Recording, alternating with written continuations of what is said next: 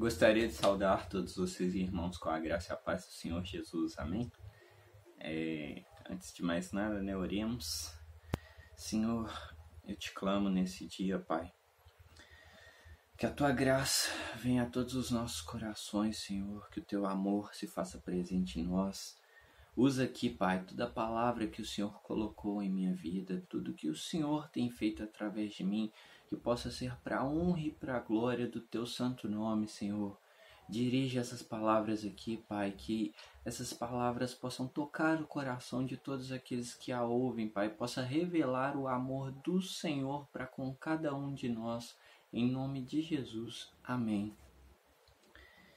Gostaria de compartilhar com os irmãos algo aqui. Primeiro, gostaria de fazer uma leitura no Evangelho de Mateus, no capítulo 14, dos versos 24 ao 30, que nos diz o seguinte, a palavra do Senhor. E o barco estava no meio do mar, açoitado pelas ondas, porque o vento era contrário. Mas à quarta vigília da noite, só explicando rapidinho aqui, nos estudos que eu fiz, quarta vigília da noite seria aproximadamente às 10 horas da noite, porque se você pega o horário normalmente do pessoal daquela época, eles começavam a contar o horário do dia às 6 da manhã. Então a quarta vigília da noite, a partir das 7 horas da noite, que eles consideravam noite, seria aproximadamente às 10 da noite. Para quem já esteve aí na praia, sabe o quanto o mar fica agitado por volta desse horário. Antes ali da meia-noite, entre 9 até meia-noite ali, sabe que o mar se agita bastante esse horário, mas enfim. E no verso 26. E os discípulos... Perdão, deixa eu voltar aqui no 25. Mas à quarta vigília da noite dirigiu-se Jesus para eles, andando por cima do mar. No 26. E os discípulos, vendo-o andando sobre o mar, assustaram-se, dizendo, é um fantasma, e gritaram com medo. Jesus, porém, lhes falou logo, dizendo, tende bom ânimo, sou eu, não temais. E respondeu-lhe Pedro, e disse, Senhor, se és tu, manda-me ir ter contigo por cima das águas. E Jesus lhe disse, vem. E Pedro, descendo do barco, andou sobre as águas para ir ter com Jesus. Mas, sentindo o vento forte, teve medo e, começando a ir para o fundo, clamou, dizendo, Senhor, salva-me.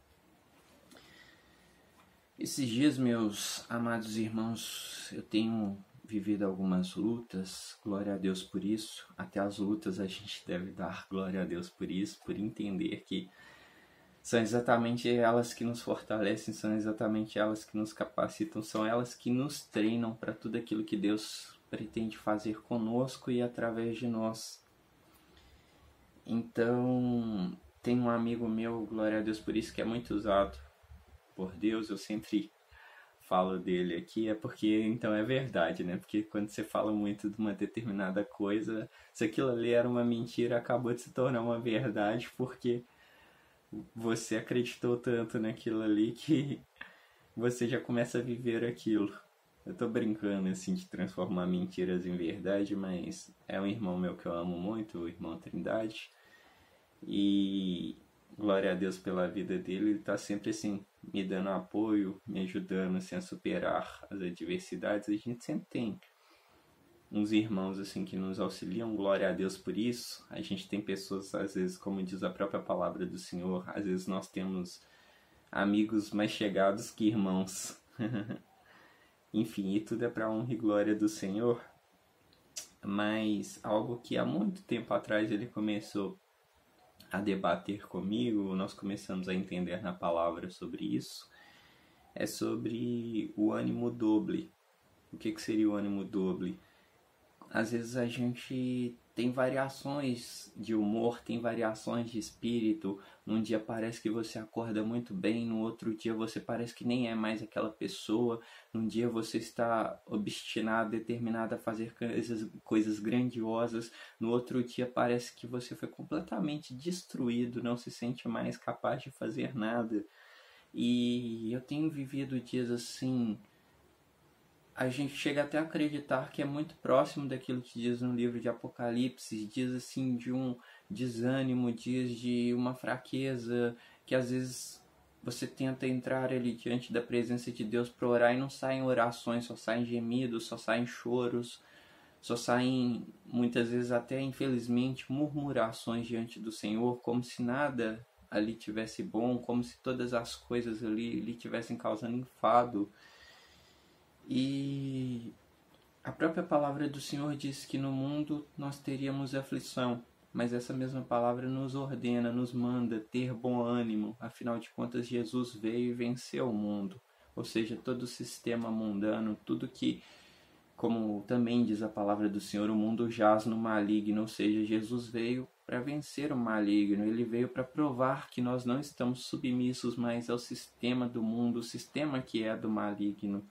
Então ele nos manda nos animarmos, ter bom ânimo é isso, nos animarmos crendo somente nessa verdade, que Jesus venceu tudo isso, que Jesus veio, sofreu, mas venceu também sobre todas essas coisas. E algo que eu meditava nessa noite, eu conversava com Deus e fui entendendo dele, fui questionando para ele, a minha pergunta para ele foi: por que eu vivo o ânimo doble? Porque eu tenho essas variações.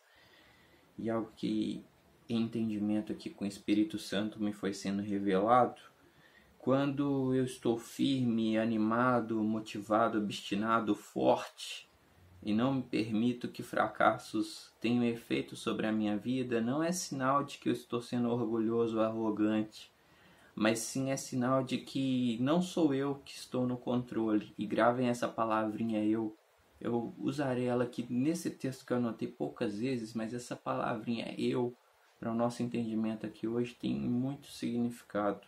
Mas só voltando aqui um pouquinho, quando estou firme, animado, motivado, obstinado, forte, e não permito que os fracassos tenham efeito em minha vida, não é sinal de que estou sendo orgulhoso ou arrogante, mas sim sinal de que eu não estou no controle. Mas Deus tem feito através de mim. Entende? E continuando, contudo, quando eu reassumo esse controle, eu começo a questionar, a ver problemas maiores, me perco em meio às lutas, me torno frágil e cada passo traz consigo uma enorme dor. Parece muito semelhante ao que Pedro vivenciou aqui, né? Que num primeiro momento Pedro estava completamente confiante. Pedro estava completamente crente de que se aquele era realmente Jesus, se aquele que falava com ele, aquele que comunicava ali com ele era realmente Jesus, e ele estava fazendo algo incrível, andar sobre as águas, então ele creu que ele também, através da ordem de Jesus, ele poderia fazer aquilo. É como se nos nossos dias atuais você visse ali, por exemplo, Jesus em pessoa expulsando um demônio, e aí você falasse: poxa, mas eu me relaciono com esse Jesus, se ele tem poder, se ele tem autoridade para expulsar demônios, então ele também pode me dar poder, autoridade para expulsar demônios, então eu vou lá expulsar esse demônio porque eu creio nesse Jesus que está fazendo. Peço desculpa pelos barulhos, glória a Deus por isso. Hoje está uma chuvinha boa aqui, então imagino que de tempos em tempos vão ter algumas trovoadas no vídeo. Se é que esse áudio está pegando as trovoadas, mas enfim, espero não ter atrapalhado o raciocínio aqui. Mas continuando, e quando Pedro entende isso e declara para si mesmo e se quer viver aquilo, ele se torna obstinado ali a fazer, executar aquelas mesmas obras que Jesus fez e executou. Em contrapartida, quando ele começa a olhar para si mesmo, quando ele começa a olhar para as condições que o cerca, ou seja, ele não estava olhando mais para Jesus, vamos imaginar assim, Jesus estava a uma certa distância ali do barco, quando Pedro estava focado, olhando apenas para Jesus, estava crendo somente naquilo que Jesus fazia, então ele acreditou que ele podia fazer coisas enormes, coisas maiores, coisas grandiosas, porque o foco dele ali era representar aquilo que Jesus estava fazendo, ou seja, era deixar que o controle da vida dele estivesse na mão de Jesus, é entregar aquela diretiva quando ele fala: se o Senhor disser que eu posso andar sobre as águas, ou seja, se o Senhor der autoridade para que eu ande sobre as águas, se o Senhor me governar para que eu ande sobre as águas, então verdadeiramente eu andarei sobre as águas. Essa é a afirmação de Pedro. E quando Pedro desiste dessa afirmação dele, vamos colocar assim, e começa a olhar para a circunstância que o cerca: não, mas espera aí, eu sou humano. Não, espera aí, nossa, mas essa tristeza que está me vindo agora, porque essas ondas que estão batendo aqui são muito fortes. Eu, como humano, não vou aguentar uma pancada de uma onda dessa se uma onda dessa se chocar contra mim. Porque ali na palavra diz que o mar estava agitado naquele horário. Então Pedro olhou para toda aquela circunstância e não mais conseguiu olhar para Deus, para Jesus ali, não conseguiu mais lançar sua confiança apenas no que Jesus tinha condição de fazer. Ele começou a olhar para si mesmo. Ele começou a olhar para o que ele conhecia. Pedro era pescador, então se tem uma coisa que Pedro conhecia bem, era o mar. Ele olhava para aquele mar ali, ele sabia a força que aquele mar tinha. Possivelmente, eu não quero sair da palavra aqui, não quero sair da Bíblia, não quero especular sobre algo aqui que a Bíblia não dita, mas Pedro era pescador, isso eu posso afirmar, a Bíblia diz isso. Então Pedro tinha experiência com o mar. Talvez Pedro já chegou até a ver barcos sendo destruídos pela força do mar. Pedro chegou a ver talvez desastres ali no mar pela força, a potência que aquelas ondas tinham. E quando Pedro começa a olhar para essa circunstância, que talvez para ele já era até algo conhecido, ele não mais conseguiu olhar para Cristo. Ele olhou apenas para si mesmo e viu que as forças dele não eram suficientes para aguentar toda aquela potência do mar, para aguentar todo aquele problema pelo qual ele começou a passar ali.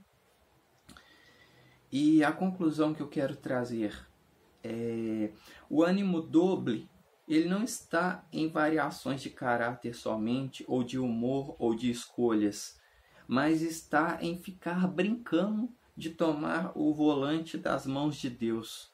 Quer seja por orgulho ao pensar que eu já estou suficientemente bom para andar sozinho, quer seja por omissão de não querer ir para onde Ele está me direcionando, porque às vezes nós somos omissos, Deus está te mandando ir para um lugar, mas você pensa: aqui eu estou tão confortável, vou continuar aqui mesmo.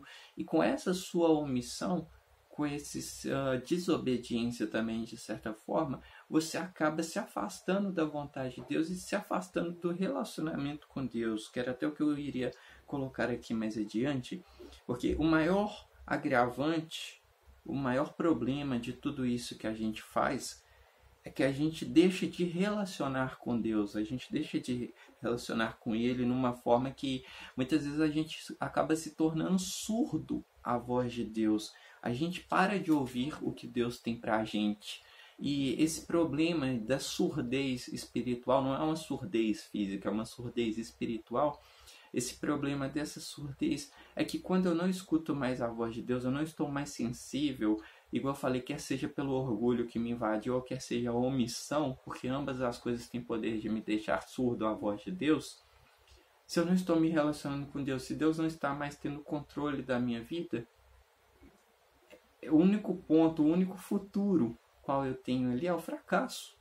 Não existe outro futuro, não existe outra circunstância. E quando você fracassa e você olha ao redor, você percebe que aquele fracasso foi todo seu, todo resultante das suas escolhas, causa uma ruptura enorme na alma da gente, causa uma dor terrível no coração da gente. Então eu quero concluir por aqui, apenas trazendo não somente o problema, mas trazendo esse entendimento de que a forma do sucesso, a forma de não fracassar, ou digamos assim, não fracassar como diz a palavra do Senhor,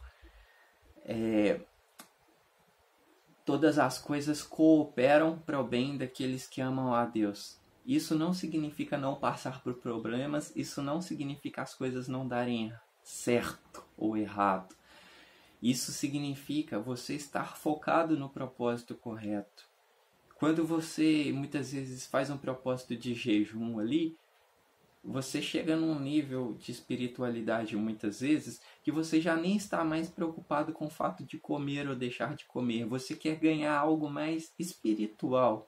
Então, quando você entrega o controle da sua vida na mão de Deus, você já não está mais tão preocupado com para onde você está indo, se é para a direita ou para a esquerda. Você está realmente preocupado ou ocupado em entregar mais daquele controle, em confiar mais em Deus e não tomar mais para si o jugo, mas fazer com que o Senhor verdadeiramente opere sobre a sua vida.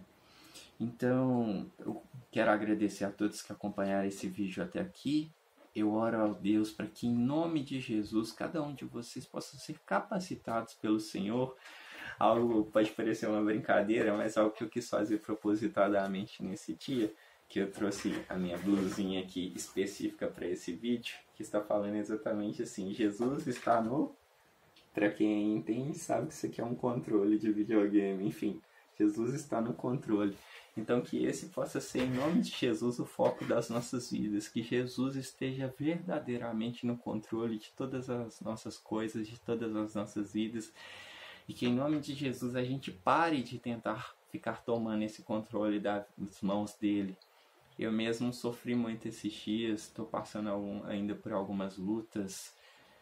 Quero que cada um dos irmãos aqui entenda que viver lutas não é sinal de fraqueza, mas viver prostração muitas vezes pode ser sinal de fraqueza. Às vezes é necessário sim que a gente peça ajuda para outras pessoas. Às vezes o próprio Deus vai direcionar outras pessoas para irem atrás da gente, nos ajudar. Mas o fato é, confia ao Senhor os teus caminhos e o mais Ele fará. Amém? Que em nome de Jesus a graça e a paz do Senhor permaneça sobre todos vós. Amém.